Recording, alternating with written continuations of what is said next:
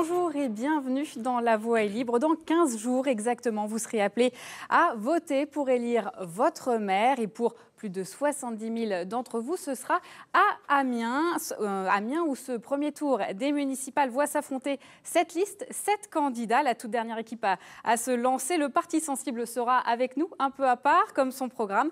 Je vous présente les 6 têtes de liste qui participeront à ce débat spécial municipal. Alors, il faut bien commencer d'un côté, donc on va prendre le sens des aiguilles d'une montre. À ma gauche, Brigitte Fourré, bonjour. Bonjour. Vous êtes candidate de la liste de droite et du centre Rassemblés pour agir. Vous avez déjà été maire d'Amiens et vous êtes actuellement conseillère municipale d'opposition. À côté de vous, Cédric Mess, bonjour. Vous êtes conseiller municipal. La liste que vous menez s'appelle l'Aube Nouvelle, une liste dissidente pour laquelle vous avez reçu notamment le soutien du parti de gauche, mais vous avez en revanche été exclu du Parti communiste amiénois. Mohamed Boulafrade, vous êtes également conseiller municipal et conseiller régional. Bonjour. Vous faites partie de l'équipe socialiste sortante, mais cette fois-ci, vous menez votre propre liste, une liste de gauche, Réussir ensemble pour Amiens. De l'autre côté du plateau, Bruno Paleni, bonjour. Bonjour. Vous portez les couleurs de Lutte ouvrière, une liste qui doit faire entendre le camp des travailleurs, c'est son nom. Vous vous présentez pour la 3e fois au municipal à Amiens. À côté de vous, Yves Dupuy, bonjour. Bonjour. Vous représentez le Front National avec la liste Amiens Bleu Marine. Il n'y avait pas de liste Front National aux précédentes élections municipales à Amiens, mais vous-même avez déjà été candidat à plusieurs élections. Enfin, Thierry Bonté, bonjour. Bonjour. Vous êtes socialiste, vous menez une liste d'union de la gauche, Osons Amiens Ensemble. Vous êtes actuellement vice-président d'Amiens Métropole, chargé des transports. Alors les présentations sont faites. Un mot sur les temps de parole. Ils seront équilibrés sur l'ensemble de la durée de l'émission, ce qui, ça ne vous étonnera pas, m'amènera peut-être à vous donner la parole à l'un ou à l'autre au cours de cette Voix est libre. Je vous propose d'en aborder tout de suite le premier thème. Ça ne vous étonnera pas, on va parler transport et notamment tramway. Alors Brigitte Fourré, est-ce que cette fois-ci vous dites le tramway à Amiens jamais? Alors, nous disons très précisément... Alors je précise que vous avez une petite extinction de voix. On va essayer de vous entendre quand même. Je vais faire le maximum pour parler distinctement, mais ma voix va en effet un petit peu casser par moments. Donc, ce que nous disons, c'est pas le tramway tel qu'il est présenté là. Parce que ce tramway ne correspond pas aux besoins de la ville en termes de tracé et parce que le plan de financement n'est pas du tout bouclé. On en a eu la preuve encore cette semaine avec des annonces nationales et la presse nationale qui s'est fait l'écho, France Info, d'autres qui se sont fait l'écho de ce que l'État ne pouvait pas mettre les 450 millions qu'il comptait mettre sur la table pour l'ensemble des projets, puisque c'est l'écotaxe qui devait financer ce projet. Une enveloppe de 450 millions d'euros. Thierry Bonté, vous comptiez sur une partie des 50 millions d'euros de subventions Europe, région, État. Comment est-ce que vous garantissez le financement du tramway? Alors avant de me prononcer sur ce sujet, je veux dire que le sujet du tramway, comme le sujet des transports en général, est bien une compétence d'Amiens Métropole. Contrairement à Brigitte Fourré, si je suis maire demain, je serai président d'Amiens Métropole pour conserver l'unité de gouvernement de nos institutions et ne pas placer les Amiénoises et les Amiénois devant une situation extrêmement risquée pour les intérêts des collectivités. Mais pour autant, je porte la décision Madame de la liste Rassemblés pour Amiens. Vous n'aurez pas votre mot à dire, vous le savez très bien. De la liste Rassemblés pour agir. Qui occupera tout le pouvoir à Amiens Métropole. Alain Geste, deuxième de la liste, serait président d'Amiens Métropole. Vous restez mais sur ce projet, évidemment, comme sur l'ensemble des projets, je suis la tête de la liste et je porte l'ensemble des projets actés par la liste Rassemblés pour agir. Alors Thierry Bonté, sur le financement du tramway. C'est évidemment un déni de démocratie, mais on reviendra là-dessus sur ce sujet. Sur le financement du tramway, très rapidement, 200 millions d'euros, l'un des moins chers de France. Vous savez qu'une trentaine de villes aujourd'hui sont dotées de ce type de système. Amiens ne peut plus attendre. Sur ces 200 millions d'euros, nous comptons sur une part du versement transport, les subventions attendues de l'État, de l'Europe, des régions et du département, et puis une partie d'emprunt étalée sur 100 ans. Rien qui ne soit pas, sur 30 ans, rien qui ne soit pas soutenable par la collectivité, bien entendu. Ça représente à peu près 2 ou 3% de l'investissement global sur la période de la collectivité. Rien en tout cas qui viendrait peser, mais on en discutera tout à l'heure, sur la fiscalité des ménages. La suspension de l'écotaxe n'a pas de conséquences sur le financement du tramway. Elle n'a pas de conséquences directes et je n'ai pas de raison de remettre en cause la parole d'un ministre qui a rappelé d'ailleurs dernièrement qu'il y aurait des compensations pour résoudre justement l'écotaxe. Et je n'ai aucune raison de remettre en cause les engagements fermes, précis qu'a pris le ministre des Transports. Mais sans chiffres. En assurant que le projet amiénois était l'un des meilleurs de France et qu'il serait l'un des mieux soutenus au plan national. C'est plusieurs milliards qui sont en jeu sur les 120 projets déposés au niveau de l'ensemble des villes et des communautés d'agglomération. Donc comment pouvez-vous dire aujourd'hui que l'État va quand même financer ce projet alors qu'il n'a pas le premier euro à mettre sur la table? Bruno Palleni, le tramway, est-ce que ça fait partie de vos points de campagne? À Lutte ouvrière, on est pour que tous les moyens de transport, que ce soit les bus, les tramways, etc., ils soient gratuits pour les travailleurs, pour la population. Et que tous les frais, que ce soit les frais de travaux ou de tickets, soient pris en charge par les employeurs. Et le problème, ce n'est pas de choisir entre tel ou tel service public, ils sont tous utiles à la population. En fait, ce qu'il faudrait, c'est que tous ces services publics ils soient totalement gratuits. Parce que le problème, là, des gens qu'on côtoie dans les quartiers, c'est le pouvoir d'achat. Et il faut se saisir de ces élections pour sanctionner un gouvernement socialiste qui a fait reculer le pouvoir d'achat. Et aussi pour affirmer qu'il faudra contraindre les patrons et le gouvernement qui est à son service à augmenter les salaires. Et à augmenter les pensions. On va parler ensuite d'emploi. La gratuité des transports, ça veut dire gratuité également pour les riches. Tout le monde. Ceux qui prennent les transports, c'est les gens qui vont au travail, c'est les gens qui emmènent leurs enfants à l'école, c'est les classes populaires. Les riches, ils prennent leurs voitures et des grosses voitures. Mohamed Boulafrate, pour vous, pas d'urgence à faire le tramway? Ah oui, complètement. Je pense que, j'allais dire, dans les années qui viennent, on va s'inscrire sur une autre démarche qui est beaucoup moins coûteuse, comme le Skytrain, par exemple. Il y a un projet là-dessus à Toulouse, et ça revient à 7 millions d'euros le kilomètre. Alors qu'au niveau du tramway, on est aux alentours de 20 millions. Donc vous voyez, et je pense qu'on n'a rien fait concrètement par rapport à l'emploi, et c'est l'emploi qui peut générer tout le reste. On a l'impression qu'on a une réserve quelque part avec laquelle on peut continuer à projeter, à faire des projets pharaoniques. Je suis complètement contre. Et concernant le transport, oui, concernant le transport et le bus, moi je suis pour la gratuité.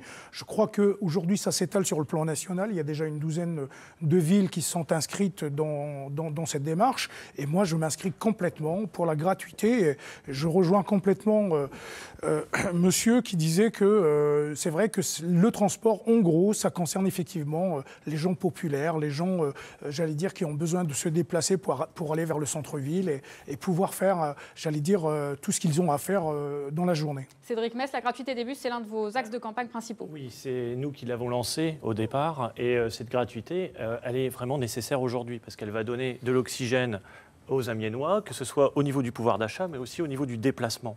Nous, ce qu'on propose, c'est une idée alternative, parce que ce qui s'est passé, c'est qu'on a privatisé les bus, on a fait des délégations de services publics qui ont été données, on a donné les transports sans contrôle politique à la CFT, puis à Keolis, et on a augmenté les tarifs.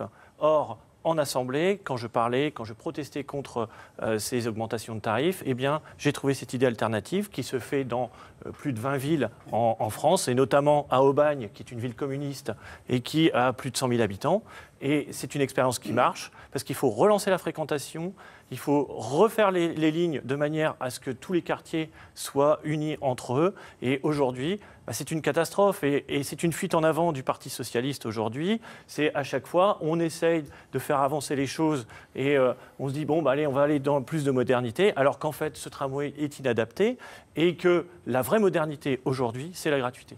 Thierry Bontet, puisque vous êtes attaqué en tant que vice-président chargé des transports. Le tramway n'est pas une question de droite ou de gauche. Vous avez des villes de droite qui sont équipées de tramways, évidemment des villes de gauche qui le sont. Tout le monde en est très content et ça a permis de dynamiser les villes et d'en développer l'attractivité. Très brièvement sur la gratuité, il ne faut pas raconter d'histoire aux gens, il faut leur dire la vérité. La gratuité aujourd'hui, ce serait 60 millions d'euros sur l'ensemble du mandat, sur les 6 ans, qu'il faudrait trouver pour financer cette gratuité. Si ce ne sont pas les usagers qui payent, ce sont les contribuables. Cela veut dire une augmentation très significative des impôts locaux pour financer la gratuité peut se financer. Que M. Mess nous dise quel choix il ferait sur d'autres politiques pour financer cette gratuité totale. La gratuité peut se financer grâce au versement transport, elle peut se financer par la mise en régie des parkings. 60 millions d'euros, est-ce que vous confirmez ce chiffre pour non, financer on peut faire beaucoup moins. Possible. Et il nous propose un projet à plus de 200 millions. Le tramway est à 200 millions, mais à Tours, il est passé de 200 à 400 millions d'euros. Ça n'a strictement rien à voir, monsieur Metz.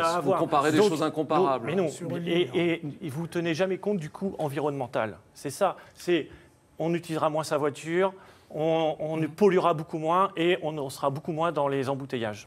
Donc la gratuité, ça se finance par le versement transport, par la mise en régie des parkings souterrains et par la taxe additionnelle que vous avez activée en 2010 qui prélève 8 à 10 millions d'euros. Ce sont des contre-vérités totales. Sur les Yves Dupil, qu'on n'a pas encore entendu sur le tramway. Vous êtes contre personnellement, mais référendum. Je suis contre tout à fait le tramway. Je pense que c'est un gadget qui nous a été sorti par la municipalité sortante parce qu'elle n'avait rien fait de probant en 6 ans. Et il lui a fallu une petite locomotive, si je peux prendre cette expression, pour sa campagne. C'est totalement un tramway gadget. Je suis totalement contre parce que d'abord, ça a un coût faramineux. 2, pour une ligne qui va aller du nord au sud, et alors tout le reste. Moi, ce que je veux, c'est une réorganisation totale du réseau de bus. Le réseau de bus, depuis quelques années, ne fonctionne plus. Il est très clair depuis que monsieur l'a réorganisé. En fait, c'est un vrai désastre. Ce que nous disent les Amiénois, c'est un vrai désastre. Qu'est-ce qui vous permet de dire que c'est un vrai désastre ? Moi, je vois très bien les gens qui viennent à l'école, puisque je suis instituteur sur Amiens, ils me disent qu'ils ont beaucoup de problèmes pour amener les enfants à l'école. Je ne crois pas que M. Dupuy prenne le bus très souvent. Bon, écoutez, en matière de chiffres, de fréquentation, s'il y avait une ligne qui allait de mon quartier à mon travail, j'irais peut-être en bus. Voilà. C'est ce que je réclame depuis plusieurs années. 2007, en augmentant le nombre de kilomètres. Alors que nous étions depuis 10 ans, du milieu des années 90 jusqu'au milieu des années 2000, lorsque vous étiez maire, Madame Fourré, ce réseau a été l'un des derniers de France et nous avons perdu une fréquentation considérable sur ce réseau. Il y a eu des grèves. Très bien, et donc, il y a eu une baisse de fréquentation. Et vous ne pouvez pas dire le contraire. Donc nous avons remis ce il faut améliorer la desserte des bus. Évidemment, nous ferons le tramway avec la réorganisation de l'ensemble du réseau de transport en commun, avec l'ensemble du réseau de bus. On ne peut plus rester la seule ville de France à ne pas être dotée de réseau de transport en commun performant. Yves Dupil, vous proposez un référendum pour le tramway et pour la gratuité des bus. Il faut mettre les cartes sur table. Il faut prévenir les Amiénois. Il faut les prévenir que le tramway va nous coûter très cher pour une ligne, pour après une deuxième ligne qui va encore nous coûter plus cher. Et pendant ce temps-là, le reste du réseau, que va-t-il devenir ? Alors, on va nous raconter qu'on va dépenser encore des millions pour l'améliorer. Mais d'où vont-ils sortir ces millions ? Non, moi je pense qu'il faut d'abord réorganiser le service des bus. Parce que monsieur vient de me dire que moi je n'allais pas en bus de mon travail à chez moi. Forcément, il n'y a pas de ligne. C'est tout simple. Il faut réorganiser les lignes en fonction des besoins des Amiénois, leur travail, les écoles, leurs loisirs, et voilà. Mais là, c'est très mal fait. C'est ça qu'il faut faire, c'est réorganiser tout le réseau de bus. Sur la gratuité des bus, vous êtes plutôt pour une gratuité partielle. Alors, en fait, nous disons que nous allons étudier la possibilité d'assurer une gratuité qui pourrait être sur certaines lignes, en effet, ou à certains horaires de la journée. Par exemple, il y a des heures creuses. Pour doper la fréquentation des bus pendant ces heures creuses, on pourrait aussi imaginer, pour certaines personnes, bien sûr, ça va être plutôt pour les retraités, etc. Mais on peut imaginer aussi la gratuité sur certaines lignes. Par exemple, on peut imaginer la gratuité sur le centre-ville ou la gratuité pour aller à l'hôpital Sud. Voilà. Et surtout, ce que nous voulons, nous, c'est assurer revoir complètement le réseau de bus parce qu'actuellement, la desserte n'est pas satisfaisante et on nous le dit constamment. Par exemple, il y a des quartiers entiers qui sont mal desservis, Vallée-Saint-Ladre, Condorcet, enfin des quartiers peuplés et qui sont complètement laissés de côté. Ce n'est pas normal et en effet, il faut absolument qu'on aille modifier les horaires, la desserte de ces quartiers. Mohamed Boulafrate, vous parlez notamment d'Amiens-Nord. D'Amiens-Nord, mais pas forcément d'Amiens-Nord. Moi, je ne suis pas tout à fait d'accord avec Thierry Bonté. Quand il dit performance de Keolis, moi, je regrette. Aujourd'hui, on voit le danger des chauffeurs de bus qui roulent à tambour ouvert. Et une dame, récemment, a échappé c'était un miracle. Hein. Elle a réussi parce qu'il y avait un passage piéton et donc la personne traversait la route. La voiture, elle s'est arrêtée, mais le bus, il est obligé de maintenir l'heure. C'est un cas particulier, là, c'est pas une question de réseau de bus. Ça fait partie. Mais s'il y avait un accident, qu'est-ce qu'on dirait ? Donc voilà, je dis simplement que le bus, pour moi, aujourd'hui, et on a des exemples de gestion correcte sur le plan national, il y a des possibilités d'avoir ce bus pour tous. Moi, les retraités, je le regrette, c'est déjà gratuit. Donc voilà, et les chômeurs, c'est aussi gratuit. Moi, je pense qu'il faut qu'il y ait une égalité à ce niveau-là, de telle manière à ce qu'on puisse, au contraire, remettre dans le circuit le service public. Et je suis d'ailleurs aussi pour que la municipalité prenne en charge, effectivement, le transport. Voilà, c'est clair. Le tramway, ça pouvait être une bonne idée, mais cette bonne idée a été gâchée parce qu'en fait, la vraie ligne, ça aurait été est-ouest, c'est-à-dire de Étouville jusqu'à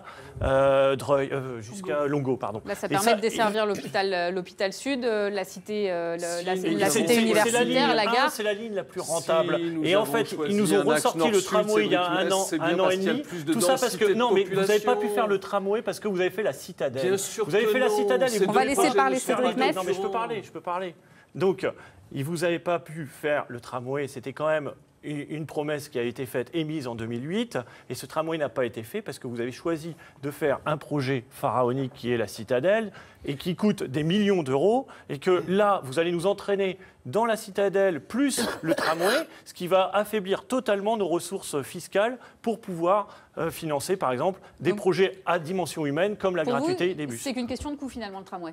C'est pas qu'une question de coût, c'est une question aussi de tracé, parce que ce tracé-là ne dessert qu'à peu près 10% de la population. Et donc, il ne passe pas par le centre-ville. 40% de la population, monsieur Mess. Et une contre-vérité totale, ce tramway ne sera pas financé par les impôts locaux. Vous le savez très bien. C'est financé partiellement par le versement transport et ensuite par l'emprunt que nous allons faire sur une trentaine d'années. Bruno Paleni pour Lutte ouvrière. Par les impôts des ménages. Tout le monde se demande où on peut trouver l'argent et se demande, mais de l'argent, il y en a. Et rien qu'à Amiens, il y a des gens qu'on pourrait taxer. Il y a des gens qui ont des grosses fortunes sur Amiens, la famille Guedet qui possède toutes les concessions automobiles du nord de la France, hein, soit qui y résident, soit qui exploitent des ouvriers comme à Plastic Omnium, la famille Bellurel dont la fortune avoisine presque 1 milliard d'euros. On ne pourrait pas prendre sur cet argent-là pour faire des transports publics gratuits ?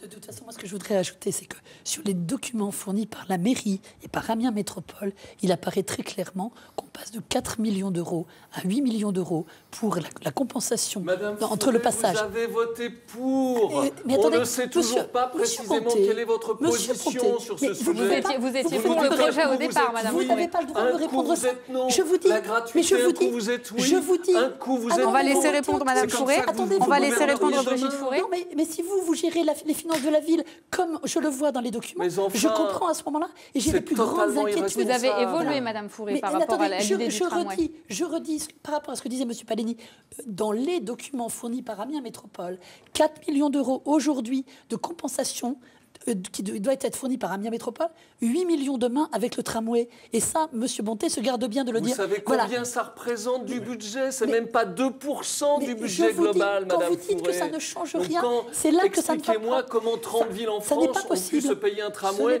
sans qu'ils aient de problème de surendettement. Il n'y a pas de surendettement à craindre. Pour vous, Thierry Bonté, on va passer au deuxième thème de cette émission. Pour vous, Thierry Bonté, le tramway, c'est un des vecteurs d'attractivité de la ville d'Amiens. Yves Dupil, qu'est-ce que vous en pensez ? Est-ce que des bons modes de transport ne peuvent pas permettre un meilleur emploi à Amiens ? Ça peut aider, mais pourquoi est-ce que ce serait forcément le tramway ? Ça, c'est la grosse idée à la mode. Alors ça, les bobos écolos socialos. Qu'est-ce que vous proposez pour améliorer l'emploi à Amiens ? On est venu à l'emploi maintenant ? Absolument. Bon, on a changé. Alors, il y avait encore beaucoup de choses à dire sur les transports, parce qu'il n'y a pas que... Et le temps nous est compté, malheureusement. Il n'y a pas que le tramway.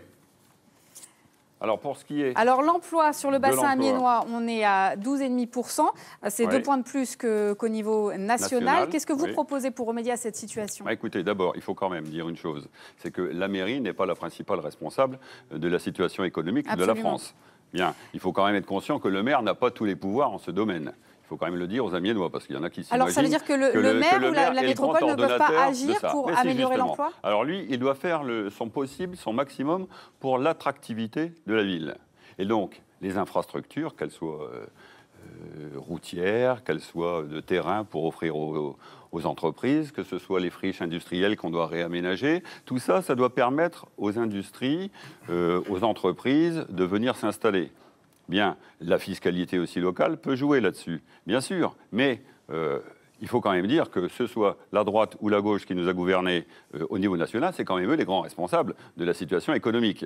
Alors donc, les maires en pâtissent, bien sûr, forcément. Et donc, la politique amiénoise en pâtit aussi. Donc, qu'est-ce que vous proposez? Il faut réorganiser tout cela. Vous souhaitez défendre les commerces de proximité? Est-ce que, par exemple, ça veut dire pas de grandes enseignes en périphérie d'Amiens, pas d'IKEA en périphérie d'Amiens? Ça veut dire qu'il faut limiter autant que faire se peut ces grandes enseignes pour que le petit commerce puisse subsister dans tous les quartiers amiens. Parce qu'actuellement, ce que nous disent les commerçants, c'est la concurrence de ces grandes enseignes qui nous coûte le plus cher. Ça peut aussi attirer du monde. Ça peut attirer du monde en périphérie. Mais pour subsister, pour que les quartiers subsistent, pour que le réseau social subsiste dans la ville, il faut absolument que les quartiers conservent leurs petits commerces. Et sans cela, ça va se vider. Par exemple, Mme Fourré propose de rouvrir la rue des Otages à la circulation des voitures. Qu'est-ce que vous proposez pour défendre les commerces de proximité? Je vois pas en quoi ça va favoriser le commerce de proximité. D'ailleurs, dans le centre-ville d'Amiens, il y a beaucoup d'enseignes générales. Ce n'est pas vraiment du petit commerce. Moi, ce que je défends davantage, c'est le petit commerce dans les quartiers, dans tous les quartiers d'Amiens. Regardez Saint-Pierre. Voilà un quartier qui est commerçant et qui est durement touché. Alors en plus, il est à la limite de la zone franche, ce qui fait que l'équité fait que ceux qui sont sur le bon trottoir bénéficient des avantages de la zone franche et les autres n'en bénéficient pas. Et pourtant, ils sont exactement au même endroit, à 2 mètres près. Donc, vous voyez, ce genre de choses, ça, c'est à aménager aussi. C'est vrai que la zone franche, c'est très intéressant pour les entreprises et pour s'installer, mais il faudrait évidemment peut-être en mettre une autre aussi, et puis organiser pour que les limites soient un petit peu plus franches, si je puis dire. Bruno Paleni, quel est le pouvoir du maire pour travailler sur l'emploi? Eh bien, il n'en a quasiment pas. En réalité, ceux qui décident de l'emploi, des licenciements, c'est les actionnaires, comme ceux de Goodyear.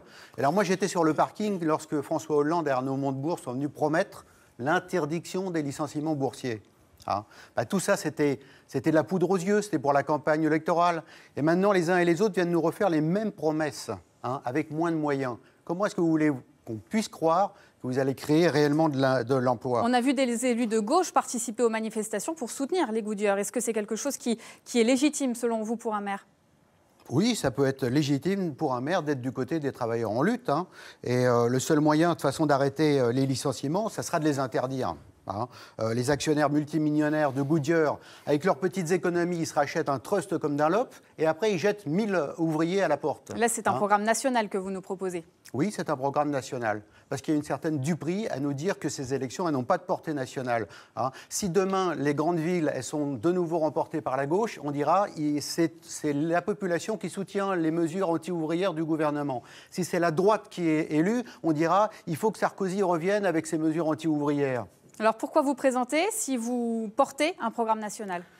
Parce qu'aujourd'hui, les problèmes des travailleurs, les problèmes cruciaux, ils sont pas simplement au niveau de la localité pour savoir s'il y aura 2 ramassages de poubelles ou 1, ou savoir si ça sera le tramway ou les bus. Les problèmes, c'est le pouvoir d'achat, c'est les licenciements. C'est de maintenir le pouvoir d'achat en indexant les salaires et les pensions sur les prix pour éviter la dégringolade. Alors demain, si vous êtes élu, qu'est-ce que vous faites? Si demain il y avait un grand mouvement des travailleurs, parce que ça serait la seule chose qui pourrait porter des élus de lutte ouvrière à la mairie ou au pouvoir, là, les travailleurs, ça voudrait dire qu'ils seraient dans une autre situation. Ça voudrait dire que partout dans le pays, et pas seulement dans une entreprise, il y aurait des mobilisations. Et c'est la seule chose, ça sera nécessaire, au-delà de ces élections, pour faire reculer les patrons et leurs valets politiques. Mohamed Boulafrade, vous parlez d'une politique locale de recrutement, qu'est-ce que ça veut dire? Alors, c'est vrai qu'on parle de grands projets, etc., mais on ne met pas au centre l'essentiel qui est l'emploi. Parce que l'emploi, c'est avec ça qu'on peut progresser. Et donc, il peut y avoir besoin de grands projets pour avoir de l'emploi. Non, mais vous ne pouvez pas faire de projets chiffrés et qu'au final, il n'y a pas d'emploi pour payer. Il y a les impôts, il y a tout ça. Et donc, moi, je suis favorable. Bien sûr que ce n'est pas de la compétence du maire, j'allais dire l'emploi. Mais il peut en faire une question centrale. Ça existe dans d'autres villes. Et de quelle manière? La manière d'associer les commerçants c'est de favoriser les commerçants, de leur donner les moyens nécessaires à travers un certain nombre d'organisations tout au long de l'année. On a retiré le carnaval, je ne vois pas pourquoi on a retiré le carnaval. Et donc, remettre le carnaval, pourquoi un Dunkerque, c'est un mois, aujourd'hui, ici, il n'y a plus rien du tout. Et donc, le carnaval, est-ce que vous pensez que ça peut suffire à résoudre le chômage qui atteint 60% dans certaines zones, certains quartiers d'Amiens? Il y a toute une organisation à mettre en place pour rendre la ville vivante et au-delà de 19h30. Je ne sais pas si vous le savez, mais lorsque vous allez en ville à 19h30, il n'y a plus rien du tout. Donc on a l'impression qu'effectivement Amiens ne vit pas. Et moi je suis pour dynamiser de mille manières, façon de parler, c'est-à-dire à travers le carnaval, les rideries, tout ce que vous voulez. Et je crois qu'on mettra en place des têtes pensantes pour rendre Amiens attractive et dans le même temps, j'allais dire, et je discutais avec un commerçant qui me disait que c'est vrai, s'il y avait le carnaval qui revenait, etc., peut-être que je prendrais une personne de plus. Mais une personne de plus avec 1000 commerçants, ça fait quand même 1000 emplois. Et local, parce qu'on ne va pas rentrer dans le cadre de l'Europe et le quota, etc. Quoi, Cédric Mess, vous y croyez au carnaval pour relancer l'emploi? Non, moi déjà, je soutiens, j'ai toujours soutenu les ouvriers de Goodyear. Il y en a un qui figure sur ma liste. Et non, c'est pas Michael Wamin, c'est Didier Hérisson. Non, ce que je trouve lamentable, c'est que François Hollande soit venu sur le parking et fait des promesses comme quoi il interdirait les licenciements des entreprises qui se feraient des bénéfices et que ça n'a pas été le cas puisque l'usine, il l'a laissé fermer. Et donc ça, il faut le sanctionner pour ça. Bon, au niveau local, il y a des choses à faire, c'est clair. Par exemple, on a voté il y a quelques temps, vous savez, le développement de recherche sur les batteries électriques, de manière à ce que cette énergie soit beaucoup plus stockée, beaucoup mieux stockée. Ce qu'il faut maintenant, c'est qu'on passe de l'étape de l'invention à l'innovation, c'est-à-dire à son application dans le réel. Or, les services de la mairie ou d'Amiens Métropole peuvent servir de terrain d'expérimentation pour ce travail. L'enjeu aujourd'hui, c'est que le problème, c'est que, vous savez, les gens inventent sur Amiens et ça va se faire dans d'autres villes. L'enjeu aujourd'hui, c'est que les emplois de demain sont aujourd'hui en train d'être inventés, mais il faut les garder à Amiens. Et ce que je reproche aujourd'hui à la mairie et à Amiens Métropole, c'est que finalement, on ne fait rien pour les garder. C'est ça qui est gênant. Il faut savoir aussi que vous êtes contre les contrats d'avenir, ça c'est de l'emploi concret. Les contrats d'avenir, qu'est-ce que vous entendez par là? Par l'emploi des jeunes de 16 à 25 ans qui sont non qualifiés, qui viennent de zones urbaines sensibles. On est à une centaine de contrats signés par la mairie et par Amiens Métropole. Est-ce que ça, ce n'est pas de l'emploi pour des jeunes amiénois? Ça peut être une entrée dans l'emploi, mais c'est pas. Moi, quand je parle d'emploi, c'est des emplois en CDI, quoi. Non, il y a aussi d'autres choses, par exemple. Ça encourage la précarité des contrats d'avenir? Non, c'est quelque chose qui peut aider de façon ponctuelle, mais ce n'est pas ça qui va faire les vrais emplois de demain. Alors, sur la formation, c'est pareil. Vous avez aujourd'hui la moyenne d'âge de la population active qui commence à être élevée. Donc, il va falloir travailler aussi sur la formation de manière à ce que ces emplois restent sur Amiens. Parce que ce qui risque de se passer, c'est que si on ne forme pas les jeunes aujourd'hui, ces entreprises vont partir dans d'autres villes, ou alors les jeunes vont devoir partir dans d'autres villes. Donc, on va perdre de plus en plus de notre substance économique.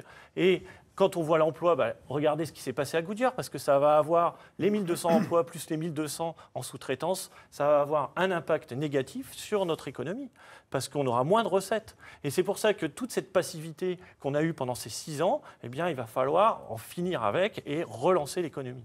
Thierry Bonté, pour vous, il faut 2 grands projets pour avoir de l'emploi sur Amiens. Oui, et j'ajoute qu'on parle de l'avenir d'Amiens, capitale régionale. Et donc, évidemment, l'emploi est au cœur de nos préoccupations. C'est le fil rouge de tout notre projet. Quand on dit qu'une mairie ou qu'une métropole ne peuvent rien faire, c'est faux. À travers les investissements publics, on sait bien que les collectivités locales contribuent très fortement à créer de l'emploi. C'est évidemment le cas avec la Citadelle. C'est évidemment le cas avec la rénovation urbaine, avec la rénovation et la construction des écoles, avec la construction de logements sociaux. C'est évidemment, j'y reviens, même si ce n'est pas une obsession avec le tramway, puisqu'il est pourvoyeur d'emplois, au moins à hauteur de 1500 emplois pendant la période de 2 ans des travaux. Et je crois qu'on ne peut pas d'un revers de main balayer ce type d'argument. Donc c'est bien au cœur, évidemment, du développement économique et d'une stratégie de développement économique pour une capitale régionale. Et donc c'est ça qu'il faut affirmer. C'est notre ambition d'un plan de relance pour Amiens et Amiens Métropole, puisque c'est encore une fois une compétence de la collectivité Amiens Métropole. Et pour ça, il faut faire quoi ? Il faut faciliter effectivement l'arrivée des entreprises à travers la libération du foncier. Il faut bien évidemment encourager les travaux d'isolation thermique dans les habitations pour relancer l'artisanat. Ça, c'est un point commun Il faut que vous avez bien sûr avec la liste de réserver des Brigitte Fourré. marchés. Il faut réserver des marchés aux entreprises de l'économie sociale et solidaire. Il faut évidemment engager la mutation de la zone industrielle nord. Et il y a un avenir pour le pneu agraire sur la zone industrielle nord. Enfin, voilà toute une série de mesures qui peuvent être prises très concrètement. Parce que la bonne question que vous avez posée, c'est qu'est-ce qu'on fait demain? Moi, ce qui m'intéresse, c'est en tant que maire et président d'Amiens Métropole, qu'est-ce qu'on fait concrètement en matière de développement économique? Alors, si vous voulez, moi, je voudrais qu'on regarde vers l'avenir. Et quand on regarde vers l'avenir, notre obsession à nous, c'est de développer de nouvelles filières. Nouvelles filières à partir de l'existant. Quel est le tissu local qui existe et qui peut permettre de dynamiser de nouveaux emplois, de nouvelles entreprises. Alors, par quelle mesure? Alors, la santé, puisque on a un hôpital qui est en train de se terminer, qui est un très gros hôpital, avec des chercheurs, professeurs de Vauchel et bien d'autres laboratoires de recherche. Il faut s'appuyer sur ce tissu-là, de même que sur le pôle des cliniques également, qui est le plus gros pôle de cliniques privées du nord de la France. Ça se traduit comment en termes de mesures? Ça se traduit tout simplement en ce que la ville soit accueillante vis-à-vis des entreprises, qu'elle cherche à développer ces pistes-là. Donc sur la santé, mais aussi sur le numérique, et aussi sur bon nombre encore d'autres activités, sur le pneumatique en effet. Parce que, comme le disait M. Bonté, c'est nous qui avons les premiers dit que le pneumatique avait encore de beaux jours devant lui. Depuis des mois, Titan dit qu'il va maintenir l'activité pneu agraire sur le site. Ce n'est pas parce que vous avez passé un coup de fil à un Américain que d'un seul coup, vous avez trouvé la solution. Monsieur Bonté, soyons sérieux. Ce n'est pas ce que nous avons dit. Nous disons simplement que, oui, nous avons pris notre téléphone aussi pour prendre contact avec le patron de Titan, parce que ça nous semble important pour les quelques 300 salariés qui attendent et qui vont être embauchés. Donc pour avoir une confirmation de ce qu'il avait annoncé à Arnaud Montebourg. De ce qu'il était toujours intéressé aujourd'hui, parce que ça faisait quand même un moment qu'on n'entendait plus, qu'on n'avait plus de son et plus d'image de ce côté-là. Et d'ailleurs, il annonçait qu'il n'avait plus qu'il n'était plus en contact avec ni l'État, ni les collectivités locales sur ce sujet. Nous pensons donc qu'il y a une filière à redévelopper, parce qu'on n'est pas loin de Valenciennes avec Toyota, on n'est pas loin de Beauvais avec le pneu agraire, en effet, de Massey Ferguson anciennement. Donc on pense que dans ce domaine du pneumatique, comme dans le numérique, comme dans la santé, il y a des pistes à développer. Comment? Eh bien, on peut le faire d'abord en étant accueillant pour les entreprises, donc en ayant par exemple un interlocuteur unique. Je ne parle pas de guichet unique, parce que tout le monde a aujourd'hui son guichet unique. La région a son guichet unique, l'État a son guichet unique. Alors, qu'est-ce que je parle d'un interlocuteur unique, c'est-à-dire que lorsqu'un chef d'entreprise envisage de s'installer à Amiens, qu'il ait une seule personne, qu'il s'adresse à une seule personne, et que ce soit cette personne qui ensuite fasse le relais avec tous les autres, peu importe qui est cet interlocuteur, pour faciliter la tâche. Et puis, nous pensons qu'on peut aussi mettre en place des ambassadeurs de notre ville et de notre métropole un peu partout dans le monde. Parce que depuis des années, il y a des jeunes qui sont passés dans nos universités, à l'université de Picardie-Jules Verne, à Lessier, à Subdeco, et qui ont été faire carrière aux quatre coins du monde. Utilisons ces réseaux-là pour faire en sorte que, là aussi, on parle de notre ville et qu'on se rende attractif et accueillant pour les entreprises. Bruno Palleni, se servir justement des jeunes diplômés qui ont réussi, est-ce que ça vous semble séduisant comme idée ? Moi, toutes ces mesurettes-là, et depuis des années, que ce soit les gouvernements de gauche ou les maires de droite, etc., c'est toujours donner de l'argent aux patrons, donner des aides. Là, on ne parle pas d'argent, là, on parle de porte-parole. Pour arriver au licenciement, moi, il y a une mesure simple quand même. Goodyear, c'est une multinationale dont les actionnaires sont multimilliardaires. Alors, il faudrait les obliger, ces grands patrons, à maintenir les emplois. C'est quand même une mesure de bon sens, en prenant sur leur fortune. Il faudrait les obliger à répartir le travail entre tous, sans diminuer les salaires. C'est incroyable que Goodyear, il ferme une usine avec 1000 personnes, et d'un autre côté, il demande aux travailleurs de Dunlop de travailler plus et de fuser la santé au travail. Alors, les patrons et puis leurs serviteurs, ils vont hurler, ils vont dire « mais il n'y a pas les moyens, les entreprises vont fermer ». Les emplois d'avenir, par exemple, qu'est-ce que vous en pensez, Bruno Palleni ? C'est des emplois sous-payés, c'est des emplois précaires. Depuis longtemps, c'est les gouvernements de droite ou de gauche, au lieu de créer des vrais emplois, ils créent des choses qui envoient les jeunes dans le mur. Et ce n'est pas avec les 10 milliards là, que le gouvernement vient de décider d'enlever aux collectivités locales qu'on pourra en créer des emplois. Ça, c'est des fausses promesses, il n'y a pas l'argent. Mohamed Boulafrade, les emplois d'avenir ? Écoutez, j'étais formateur dans un organisme Bien Avenir Jeune pendant une douzaine d'années. Et donc, vous pensez bien que l'insertion, etc., je connais. Ce qui m'interpelle surtout, c'est qu'on prend ces contrats précaires, parce que c'est des contrats précaires, puisque quelque temps après, une fois que le jeune a passé la période de stage, il revient.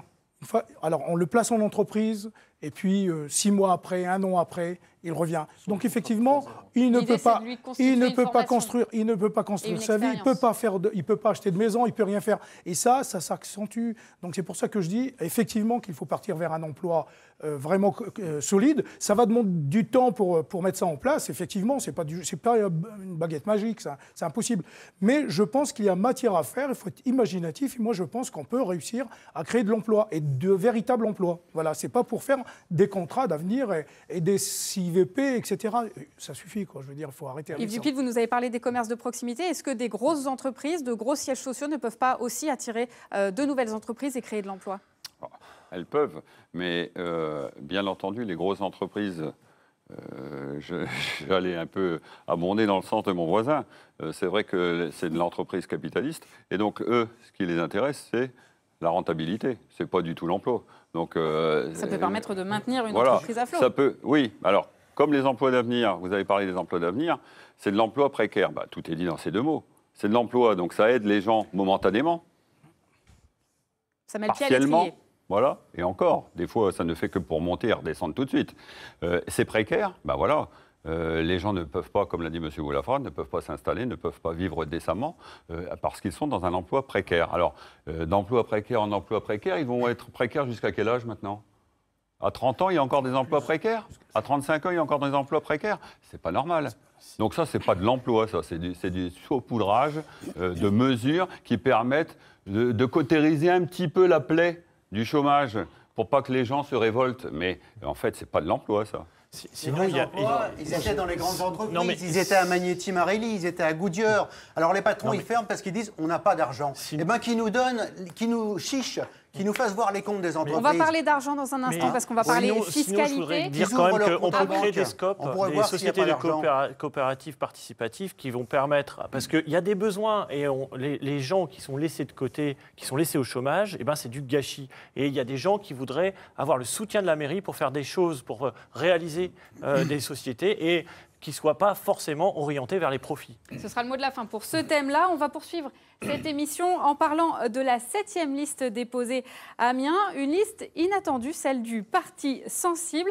Ça veut dire qu'il attaque tout le monde et personne. Alors on les a rencontrés, on vous les présente et on en parle juste après avec nos autres têtes de liste. Un reportage réalisé avec Henri Dezonnet et Lionel Guémard. Bonjour madame, un petit programme du parti sensible ? Malgré le déguisement, le parti sensible est vraiment candidat à Amiens.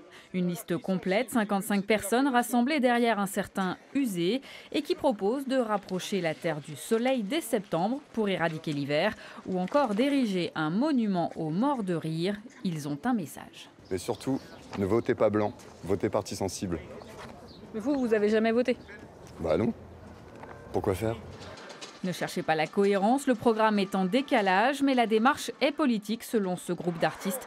Quelques idées concrètes, mais la plupart sont à lire entre les lignes. Par exemple, augmenter encore les loyers pour qu'au moins de nouveaux venus tiennent chaud au SDF. Quelque part, c'est amener un débat, quel qu'il soit, sur l'échiquier politique, comme on nous a demandé à une époque, quelle place on avait sur l'échiquier politique.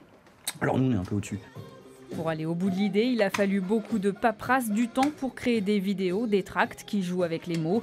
La campagne est une réalité. Je ne m'attendais pas à ce que ce soit l'aspect financier qui était problématique en fait. Tout ce qui est financement des bulletins de vote, j'aurais jamais cru que c'était à cette hauteur-là et c'est clairement discriminatoire pour certaines personnes. L'impression de 74 000 bulletins à leur nom leur coûte 1 200 €. Un appel aux dons leur a rapporté quelques centaines d'euros pour l'instant. Ils attirent la sympathie, alimentent le tous pourri. Difficile de prévoir le résultat dans les urnes. À noter qu'en cas de victoire du parti sensible, la rue des Trois Cailloux serait particulièrement transformée. Un tire-fesse et 3 cailloux y seraient installés. Alors on va faire réagir la gauche de la gauche, puisque même si le parti sensible est sans étiquette, il y a quand même une affinité. Mohamed Boulafrade, qu'est-ce que vous en pensez de cette liste décalée ? Elle reflète la réalité actuellement, puisqu'on a l'impression, enfin, plus c'est pas une impression, c'est un véritable constat. Les citoyens ne font plus de différence entre les uns et les autres, mais en même temps, on a l'impression que on peut leur promettre des choses, mais il n'y a rien qui puisse se réaliser. Donc, je pense que c'est justement, à mon avis, c'est mon constat, c'est de dénoncer d'une certaine manière pour peut-être remettre le politique au centre. Est-ce que ça peut vous porter préjudice ? Personnellement, non, ça ne me touche pas. À ce premier tour. Voilà. Non, pas du tout. On voit bien que c'est pas sérieux. C'est pas sérieux. C'est pas... Lutte ouvrière, Bruno Paleni ? Ça exprime un peu comme Coluche à une époque un désarroi des gens. Il y avait eu des gouvernements de gauche, des gouvernements de droite, des maires de gauche, des maires de droite. C'est toujours la même chose, c'est toujours les mêmes coups qui sont portés aux travailleurs. Donc là, c'est une façon un peu de s'abstenir. Alors ils disent qu'il ne faut pas s'abstenir, qu'il ne faut pas voter blanc. Nous, on pense que, évidemment, l'abstention, c'est un piège pour les travailleurs. Les travailleurs, là, dans ces élections, ils ont un moyen au moins de se faire entendre. Et c'est pour ça que je les appelle à voter pour la liste « Faire entendre le camp des travailleurs, lutte ouvrière ». Alors vous existez. Pourquoi est-ce qu'il y a ce besoin de créer une liste alternative ? Il y a un profond désarroi des gens. Les gens, ils subissent les coups de matraque du patronat, les licenciements, la vie chère, le pouvoir d'achat en berne. Et à côté de ça, ils ont cru à un moment donné à François Hollande. Alors on est les seuls à ne pas avoir appelé à voter François Hollande au deuxième tour. Et pourtant, cette liste n'appelle pas à voter pour vous. Non. Donc c'est aussi contre vous. C'est pour elle, je crois. C'est le parti des blagues. Et des blagues, d'ailleurs, il faudrait qu'ils nous en trouvent, mais contre les patrons. Parce que souvent, c'est contre les plus faibles qu'il y a des blagues, contre les femmes, les immigrés. Ce sont des personnes qui géraient un accueil qui s'appelait l'accueil froid, qui faisaient des spectacles, des concerts. Et malheureusement, ils ont été chassés de leur salle et on ne leur a pas donné de nouvelles salles. La salle n'était pas aux normes et ça demandait beaucoup de travaux d'accord, mais il y avait une promesse. Ça fait plus d'un an et demi. Eux-mêmes je l'ai dit en conseil. Ce point-là j'ai dit en conseil à M. Desjonquers qu'il leur avait promis de leur trouver une autre salle. Ça n'a pas été fait. Et ça a toujours été comme ça. C'est-à-dire qu'on promet des choses. Et je pense que ces personnes sont déçues par la mairie, par Amiens Métropole, et il faut absolument trouver des solutions immédiates. On va parler du troisième thème de cette émission. C'est l'une des préoccupations des Français. On va parler des impôts. Amiens est une des villes les plus chères de France en ce qui concerne les taxes foncières et d'habitation. On va voir tout de suite les chiffres. 1 166 € en moyenne pour un couple avec 2 enfants pour la taxe d'habitation. Et puis 1 322 € pour la taxe foncière. Ça va être d'autres chiffres qu'on va voir. La taxe foncière qui est, elle, payée par les propriétaires. Ce sont des chiffres de l'Observatoire du Forum pour la gestion des villes et des collectivités territoriales. Alors on fait une escale dans la ville. Parole d'Amiénois sur le sujet. On va entendre des Amiénois tout de suite.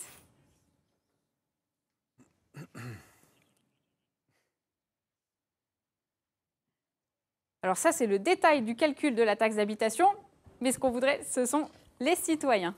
Nous qui gagnons au moins 1 000 €, il faut payer 600 € des impôts locaux. C'est trop cher.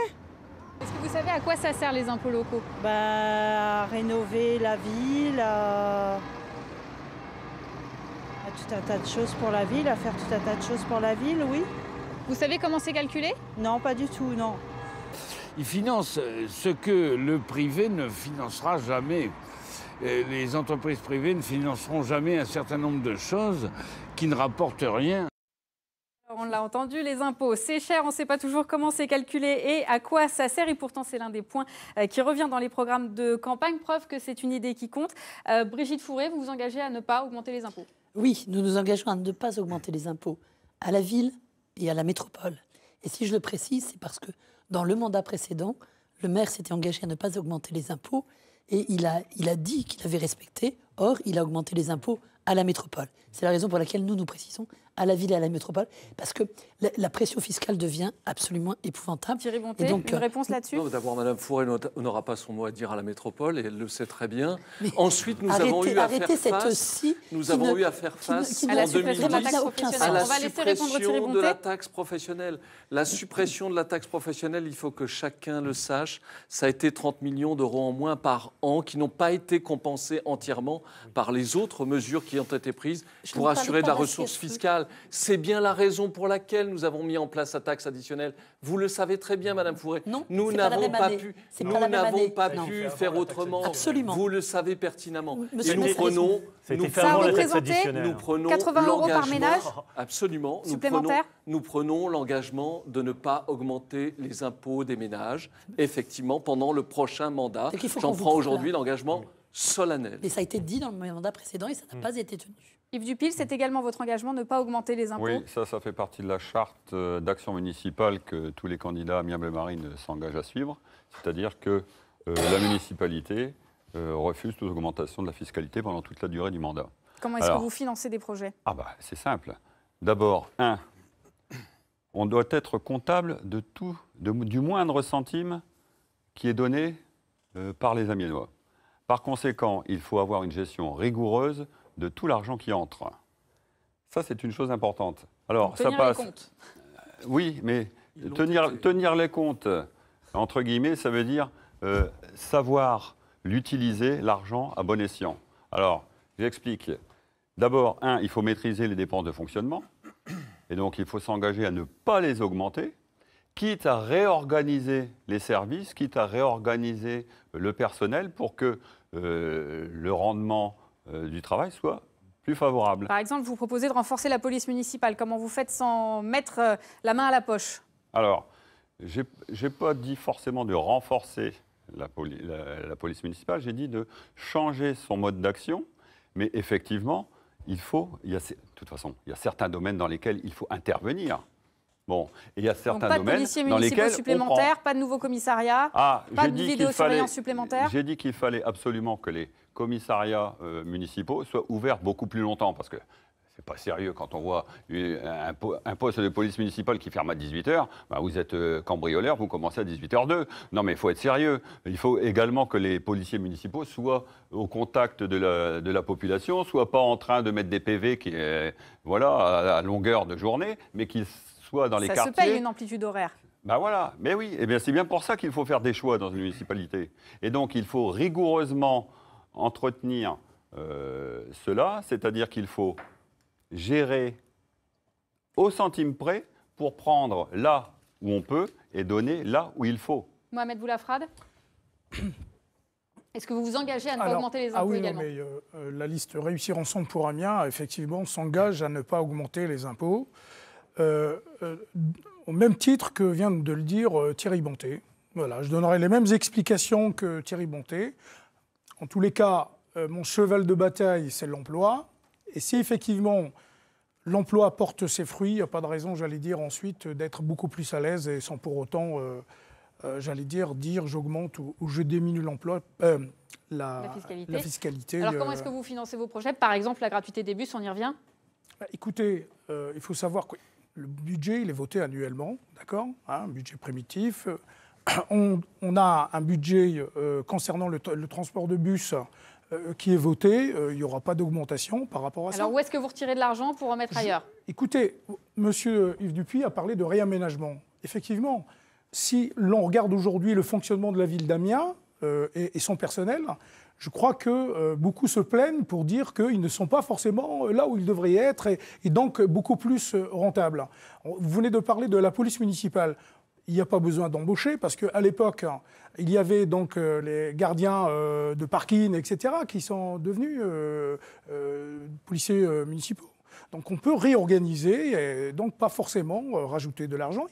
Il y a un équilibre à maintenir et je pense que c'est faisable. Cédric Mess, pas une question toujours de rentabilité. Oui, sur les impôts, il n'y aura pas d'augmentation, mais moi je voudrais parler d'un point que personne n'a parlé ici, c'est les augmentations de tarifs qui ont été systématiques. Oui. Ça a été même une obsession de Gilles Demailly et donc de Thierry Bonté, puisqu'il faisait partie de l'équipe. Vous voulez dire de tarifs de stationnement, de prix de l'eau? Le prix de l'eau qui a augmenté de plus 8% pendant toutes ces années. Alors que nous, on propose que les premiers mètres cubes d'eau soient gratuits de manière... Les 50 premiers mètres cubes d'eau? Les 50 premiers mètres cubes d'eau. Ça, on n'a pas chiffré, mais ça se fait dans certaines... Alors nous, on l'a chiffré. En moyenne, c'est 3 € le mètre cube d'eau. On a 70 000 foyers à Amiens. En moyenne, donc 50 mètres cubes d'eau pour la consommation d'une personne. Ça fait 10,5 millions. 10,5 millions, très bien, mais, vous les trouvez où? Mais on peut les trouver de toute façon, déjà en ne faisant pas les projets pharaoniques qui sont prévus là. Parce que les 200 millions... C'est un projet les qui 200, est chiffré. Comme vous n'avez pas chiffré votre proposition. Non, il n'est pas chiffré. Sur l'eau. Attendez, il n'est pas chiffré puisque l'État ne va pas donner d'argent. Est financé sur le budget général de la collectivité. Il ne faut pas se laisser enfermer. Il faut pas se laisser enfermer dans les débats techniques. C'est-à-dire il y a le politique. Moi, ce qui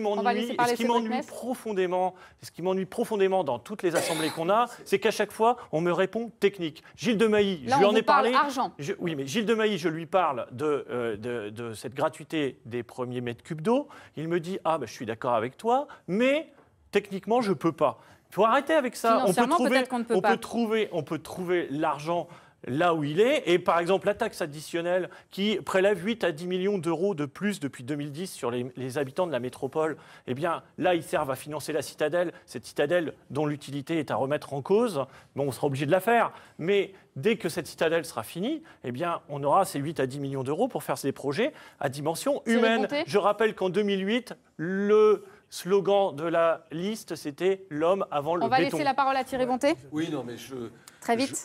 La contradiction de Cédric Mess, c'est qu'il fait partie de cette majorité, qu'il a voté la quasi-totalité des budgets, donc qui portaient évidemment sur ces augmentations dont il parlait tout à l'heure, qui sont essentiellement des conséquences de l'augmentation de la TVA que nous avons appliquée, évidemment, de façon mécanique, justement pour ne pas augmenter les impôts locaux des Amiénoises et des Amiénois. Beaucoup de mesures peuvent être prises pour alléger les charges qui pèsent sur les familles à Amiens et pour justement faire gagner du pouvoir d'achat aux Amiénoises et aux Amiénois. Nous avons, nous, toute une série de mesures que nous déclinons pendant la campagne pour faire en sorte que la vie soit moins chère à Amiens parce que nous avons un programme qui est axé sur les solidarités. À la lutte ouvrière, nous pensons que ça n'est ni aux chômeurs, ni aux petits salariés, ni aux petits retraités de payer aucun impôt. Les salariés, ils payent déjà largement leur part en se faisant exploiter par leur patron. Les patrons, ils accumulent toute la plus-value, toutes les richesses, et finalement, ce serait eux qui devraient payer les impôts. Alors en septembre, il y a 1 million de ménages qui ont découvert avec stupeur qu'elles allaient payer l'impôt sur le revenu et qu'elles allaient perdre par la même occasion un certain nombre de choses comme l'APL. L'impôt sur le revenu qui ne dépend pas ni de la mairie ni d'Amiens Métropole. On va laisser Brigitte Fourré s'exprimer sur ce sujet. Je ne sais pas ce qu'ils vont faire, les socialistes locaux. Je vais simplement dire. Mais le gouvernement, lui, Brigitte Fourré a du retard sur le temps de parole. On va laisser s'exprimer Brigitte Fourré. Je vais simplement dire que ce sont les classes moyennes qui subissent le plus fortement ces augmentations d'impôts et ces impôts qui sont extrêmement lourds. Voilà ce que je voulais dire. Je veux ajouter quand même une chose, c'est que je constate que autour de cette table, vous avez 3 personnes qui étaient sur la même liste la dernière fois, en 2008, et qui manifestement n'ont pas le même projet pour la ville. Eh bien, moi, on me reproche tout simplement d'avoir un projet et de ne pas le porter seul pour l'avenir. Eh bien, je dirais simplement qu'il est évident que nous avons discuté le projet avant, et c'est le projet que nous présentons et que je présente aujourd'hui devant vous, qui sera appliqué. Et qui sera appliqué. On va laisser le mot de la fin par souci démocratie, Monsieur Boulafrade, Mohamed Boulafrade. Vous ne partagez pas le projet. Vous avez constitué une liste contre la majorité dont vous faisiez partie auparavant. Pourquoi ? J'ai constitué une liste qui... j'allais dire, n'a pas un caractère de revanchard ou quoi que ce soit, comme ça a pu être dit là, ici ou là. C'est une liste Réussir ensemble pour Amiens, composée de citoyens, de citoyennes et de citoyens, complètement, j'allais dire, indépendante, bien sûr centre-gauche, donc divers gauche, à les déclarer. Et voilà, donc moi, je n'ai pas de contre à rendre au Parti socialiste local, rien du tout, quoi. Voilà. Eh bien, merci à tous d'avoir participé à cette émission. Ce sera les mots de la fin. On espère avoir donné des clés aux électeurs amiénois. Rappelez-vous, le premier tour, c'est le 23 mars. La semaine prochaine, une nouvelle Voix est libre. On fera le point sur la campagne dans nos 3 départements. Ce sera à 11h30 samedi prochain. Et tout de suite, c'est le journal régional présenté par Florent Loiseau. Très bon après-midi à vous et à bientôt.